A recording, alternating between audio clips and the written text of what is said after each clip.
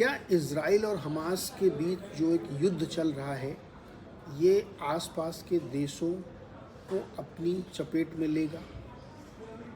क्या ईरान इस युद्ध में कूद सकता है? क्या लेबनान इस युद्ध में आ सकता है जद में? क्या सीरिया का कोई रोल हो सकता है? और इन सब से ऊपर अमेरिका इसको किस हद तक ड्राइव करना चाहता है? कहाँ ये जाके ख़त्म होगा?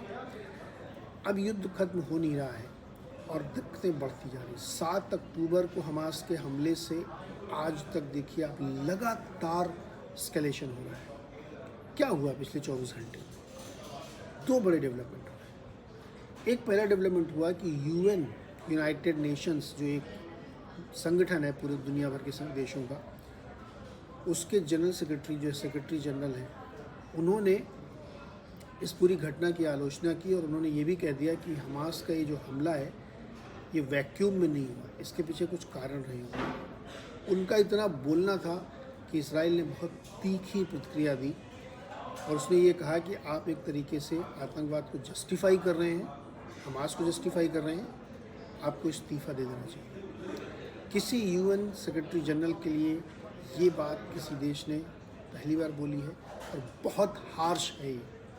इससे आप अंदाज़ा लगाइए कि वहाँ किस कदर तनाव बढ़ा हुआ है। और अभी भी गज़ा के ऊपर ज़बरदस्त हमले हो रहे हैं, एयर स्ट्राइक्स हो रही हैं, वहाँ फ्यूल की सप्लाई नहीं जाने दी जा रही है क्योंकि ये डर है कि वो फ्यूल की सप्लाई हमास यूज़ कर रहा है अगेंस्ट इजराइल के स्ट्राइक करने के लिए। अब इसमें पूरी दुनिया में एक डर सा बन गया है, एक दुनिया डिवाइड होती जा रही है। जितने अरब कंट्रीज़ हैं, जितने इस्लामिक कंट्रीज़ हैं, वो एक साइड में हैं, बाकी दुनिया एक तरफ है। अब बाकी दुनिया में ज़्यादातर तो क्रिश्चियन कंट्रीज़ हैं, कुछ आप और मान लीजिए, तब भी लार्जली वो एक तरफ है। ये परिस्थिति एक बहुत खतरनाक भीषण संघर्ष की ओर ले जाती है। पता नहीं आगे क्या होगा, कह नहीं सकते, लेकिन ग्लोबल फ्यूरी है।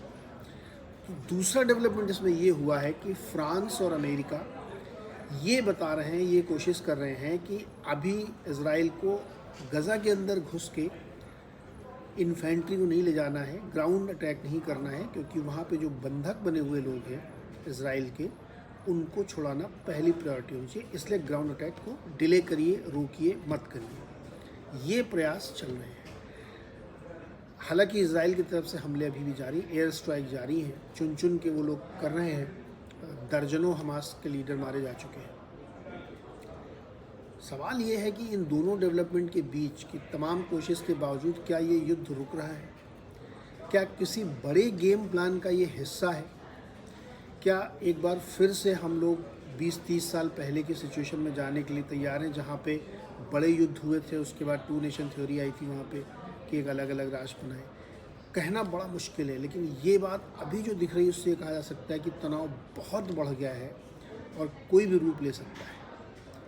अभी तक किसी भी देश की ओर से इस युद्ध को रोकने के औपचारिक तौर पे प्रयास नहीं हुए। बैक चैनल की टॉक को नहीं मानता हूँ कि बहुत सीरियस है। ऑफिशियली भी कोई ऐसे प्रयास किसी तरफ से दिख नहीं रहे, रादर तनाव बढ़ रहा है। जैसे बताने कि यूएस ने $100 बिलियन की मांग की है अपनी कांग्रेस से कि अप्रूवल दिया जाए, क्योंकि उसको यूक्रेन और इजराइल के लिए पैसे चाहिए, फंड करना है उनको। तो एक तरफ अमेरिका खड़ा है इजराइल के साथ, अरब कंट्रीज़ खड़ी हो रही हैं पैलेस्टाइन और हमास के साथ, और ये तनाव बढ़ता जा रहा है। इसका असर इकॉनमी पे पड़ रहा है, मार्केट पे पड़ रहा है और आम जनजीवन की पीस पे पड़ रहा है।